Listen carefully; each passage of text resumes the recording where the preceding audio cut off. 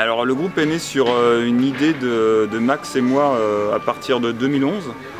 On faisait déjà du rap pour les adultes et on se disait tiens c'est marrant, on était tous les deux animateurs et on voyait bien que les enfants écoutaient beaucoup de rap, mais ils n'écoutaient pas du rap adapté à leurs petites oreilles. Donc on s'est dit tiens ce serait bien de faire un petit spectacle mais vraiment un concert hip-hop pour les enfants.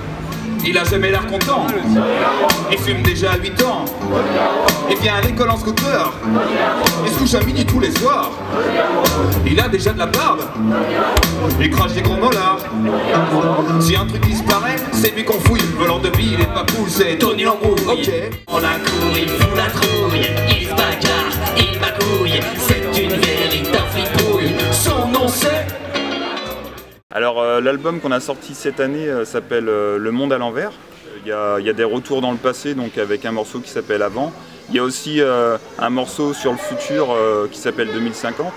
Et il y a des délires comme ça, il y a comme dans un dessin animé où on se plonge vraiment dans un dessin animé. Parce que nous on était enfants il n'y a pas si longtemps que ça et on aimait bien un dessin animé, on en regarde encore d'ailleurs, pas mal de mangas.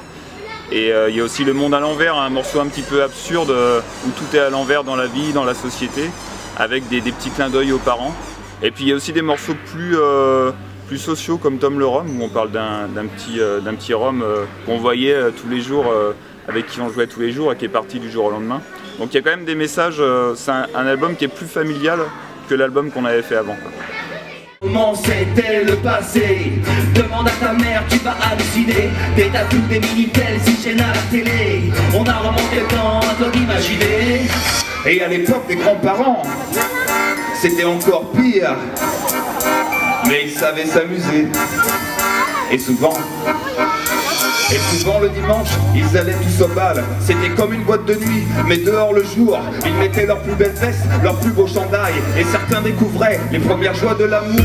Les filles et les garçons n'étaient pas dans les mêmes écoles. Les maîtres étaient sévères, il fallait pas que ça rigole. Le TGV c'était un train à vapeur, avec des pointes de vitesse à 3 km/h. À 3 km/h. Alors en fait le public enfant peut vraiment prendre bien part au concert dès le début, mais peut décrocher aussi très vite. Donc on a fait en sorte de faire une mise en scène assez dynamique, avec pas mal d'interactivité et d'interaction plutôt avec le public. Et ce qui fait que c'est le genre de public, si vraiment il décroche, il peut aller jouer au fond de la salle très vite. Et jusqu'ici on a de la chance, on n'a pas beaucoup d'enfants qui ont décroché.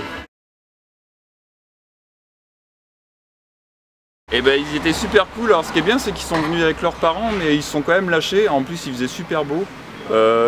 L'endroit est idéal, c'est assez bucolique comme lieu. Donc on est assez contents. Les petits ont bien rigolé, ils ont bien participé, ils ont dansé. Les parents avaient le sourire pendant tout le concert. Donc nous, dès que ça nous renvoie des sourires, on est super contents. On repart le cœur léger à Angers là. C'est le monde à l'envers.